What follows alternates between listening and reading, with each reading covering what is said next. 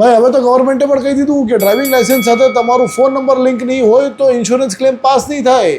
Google પર search કરો પરિવહન ગુજરાત, પહેલી લિંક આવશે એના પર તમારે ક્લિક કરવાનું રહેશે. પહેલું જે QR છે એ છે વાહન. જો તમારું RC સાથે મોબાઈલ નંબર લિંક કરવું છે યા પછી ચેન્જ કરવું છે તો એના માટે આ ઓપ્શન સારથી છે કે તમારા ડ્રાઇવિંગ લાયસન્સ સાથે તમારું ફોન નંબર લિંક કરવું છે યા ચેન્જ કરવું છે.